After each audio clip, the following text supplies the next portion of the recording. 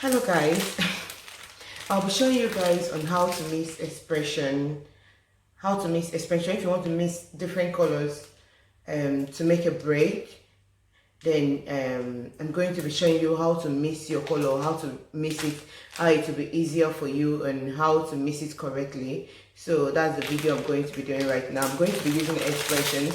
This color is 27, and I have I'm going to be mixing it with 27 and color 30. I'm going to show you guys. I'm going to mix it. So this is the expression I'm going to be using. So let's get started. Hello guys, yeah, this is the colors that I used is color 30, color 27, and color 33 all together. What I did is to cut the three together and then all the three at the same time on my hands. Then I cut it batch by batch, portion by portion, just the way I'm cutting it now. Every cut that I did is all together with the color 30, color 20, color 20, color 27, and color 33. So that was what I did together, all the colors together. So every batch that I picked now, it include color 27, color 30, and color 33.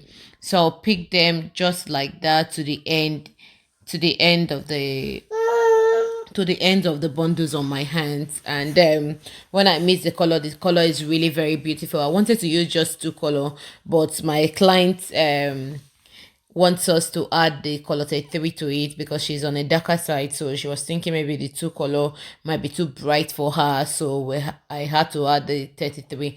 And the finished work is so beautiful. It's really beautiful. You will love it. It's very beautiful. It's a very nice highlighting. If you're looking for colors to highlight, please you can look out for these three colors. They are really beautiful, very beautiful. After I cut it batch by batch like this, then at the end of it, I will just put it together and comb it and drag the excess, that is the excess underneath, and put it together to the bond. And then after then I'll brush it. The highlighting is really beautiful.